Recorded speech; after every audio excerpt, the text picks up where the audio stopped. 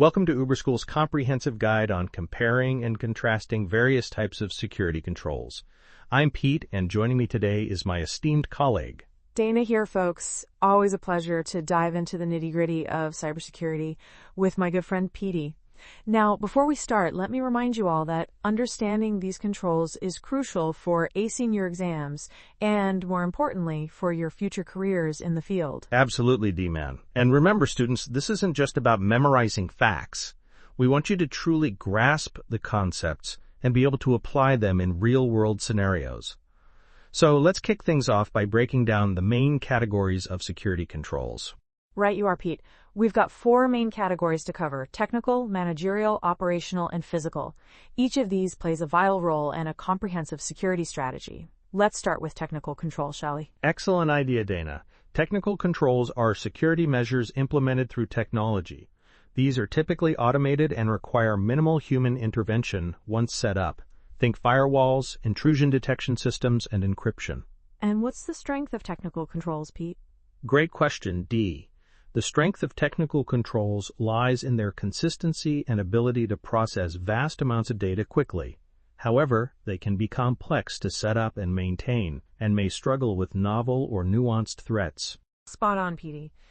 Now let's move on to managerial controls. These are administrative measures that focus on the management of security policies, procedures, and guidelines. Risk assessments, security planning, and personnel security policies fall under this category. Absolutely, Dana. Managerial controls provide the framework and direction for an organization's security efforts. They're essential for ensuring that security measures align with business objectives and regulatory requirements. However, their effectiveness relies heavily on proper implementation and adherence by staff. Well said, Pete. Now, let's talk about operational controls. These are security measures implemented and executed by people rather than systems. Can you give us some examples? Certainly, D-Man. Operational controls include security awareness training, incident response procedures, and physical security measures. The human element in operational controls allows for flexibility and adaptability in responding to security issues. However, this also introduces potential inconsistencies and errors. Excellent point, Petey. Lastly, we have physical controls. These are measures designed to protect physical assets, such as buildings, equipment, and personnel. Examples include locks, security cameras, and access control systems. That's right, Dana. Physical controls are crucial in preventing unauthorized physical access to sensitive areas or assets. However, they can be costly to implement on a large scale and may be circumvented by social engineering tactics. Now that we've covered the categories, let's move on to the types of security controls. We'll discuss 6 types: preventive, deterrent, detective, corrective, compensating, and directive. Each type serves a specific purpose in the overall security strategy. Absolutely, D. Let's start with preventive controls. These are designed to stop security incidents from occurring in the first place. Examples include firewalls, access controls, and security awareness training. And what's the main advantage of preventative controls, Pete? Great question, Dana.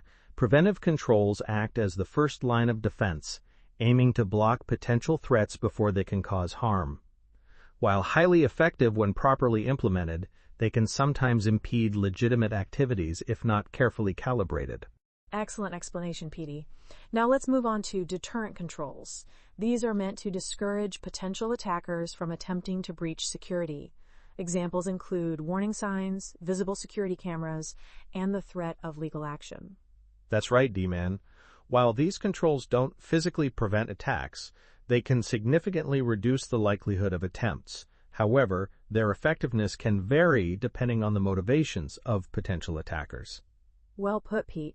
Now let's talk about detective controls. These are designed to identify and alert about security incidents that have already occurred. Can you give us some examples? Certainly, Dana. Detective controls include intrusion detection systems, log monitoring, and security audits. These controls are crucial for rapid response to security breaches and can provide valuable data for improving other security measures. However, they don't prevent damage from occurring in the first place. Spot on, Petey. Now, let's discuss corrective controls. These are implemented to address and mitigate the impact of a security incident after it has occurred. Examples include incident response plans, system backups, and patch management. Absolutely. Corrective controls are essential for minimizing damage and restoring normal operations. However, they come into play only after a security breach has already happened. Well said, Pete. Now let's talk about compensating controls. These are alternative security measures used when primary controls cannot be implemented due to various constraints. They provide similar levels of protection as the primary controls they replace. That's right, Dana. For instance, if a system can't be patched due to compatibility issues, increased monitoring might be implemented as a compensating control. While useful for addressing specific gaps, compensating controls should not be seen as long-term solutions to fundamental security issues. Excellent point, Petey. Lastly, we have directive controls. These are measures that guide or direct users towards secure behavior. Examples include security policies, acceptable use guidelines, and standard operating procedures. Absolutely, D-Man. Directive controls are crucial for establishing a security-conscious culture within an organization. However, their effectiveness relies heavily on user compliance and understanding. Now that we've covered all the categories and types of security controls, let's compare and contrast them. It's important to understand that these controls are not mutually exclusive.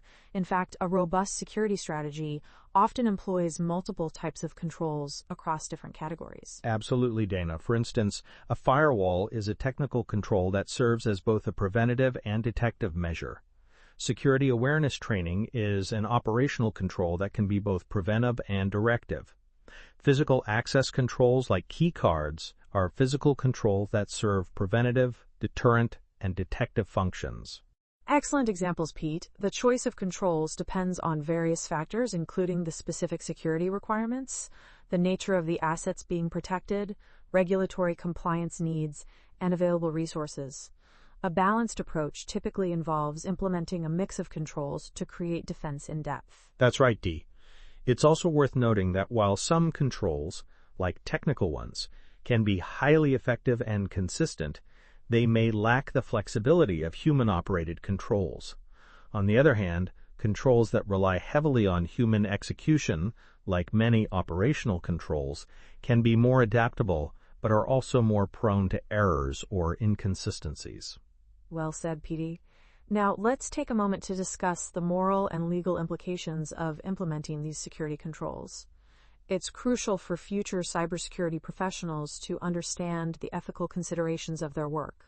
Absolutely, Dana. When implementing security controls, we must always consider the balance between security and privacy. For example, while monitoring employee activities can enhance security, it also raises questions about privacy rights in the workplace. That's a great point, Pete. Additionally, there are legal considerations to keep in mind. Different countries and regions have varying laws regarding data protection and privacy. For instance, the European Union's General Data Protection Regulation, GDPR, has strict requirements for how personal data is collected, processed, and stored. Exactly, D-Man. And let's not forget about the potential for misuse of security controls. While these measures are intended to protect, they could potentially be used for unethical purposes if not properly governed. It's our responsibility as cybersecurity professionals to ensure that security controls are used ethically and in compliance with all relevant laws and regulations. Well said, Petey. Now, speaking of responsibility, did I ever tell you about the time Marcus Cooper took his responsibility to security a bit too far? Oh boy, here we go again with your Marcus Cooper stories, Dee. But go on, I'm intrigued. Well, Marcus was so dedicated to implementing physical security controls that he spent 3 days and 3 nights in his office like Iron Man in the cave, designing the most elaborate access control system you've ever seen. It involved retinal scans, voice recognition, and even a series of riddles that changed daily. Let me guess, it didn't quite work out as planned. You got it, Petey. On the day of implementation, Marcus himself couldn't get into the building because he'd forgotten the answer to one of his own riddles. It just goes to show, sometimes the most complex solution isn't always the best one. That's quite a tale, Dana. And it actually brings us to an important point, the need for balance in security controls. Over-engineering can sometimes lead to more problems than it solves. Absolutely right, Pete. Now let's move on to some practice questions to help our students prepare for their exams. Remember, folks, these questions are designed to challenge you and make you think critically about the concepts we've discussed. Great idea, D-Man. Let's start with this one. Which type of security control is designed to discourage potential attackers from attempting to breach security? Excellent question, Pete. The answer is deterrent controls. These are measures like warning signs or visible security cameras that aim to discourage potential attackers. Correct, Dana. Now, here's another one. Which category of security control includes measures like risk assessments and security planning? That would be managerial controls, PD. These administrative measures focus on the management of security policies, procedures, and guidelines. Spot on, D. Here's a trickier one. A company implements increased monitoring as an alternative measure when they can't patch a system due to compatibility issues. What type of control is this? That's a great example of a compensating control, Pete. It's an alternative security measure used when primary controls can't be implemented. Excellent, Dana. Now let's try a scenario-based question. A company has implemented firewalls, intrusion detection systems, and encryption. Which category of security control do these fall under? That's a clear example of technical controls, PD. These are security measures implemented through technology and typically automated. Correct, D-Man. Here's another scenario. A company conducts regular security awareness training for its employees. Which type and category of control does this represent? Great question, Pete. This is an example of an operational control as it's implemented and executed by people. It can also be considered both a preventive control as it aims to stop security incidents from occurring and a directive control as it guides users towards secure behavior. Excellent analysis, Dana. Now let's consider this. A company uses log monitoring to identify potential security breaches. What type of control is this? That would be a detective control, PD. It's designed to identify and alert about security incidents that have already occurred. Spot on, D. Here's our last question.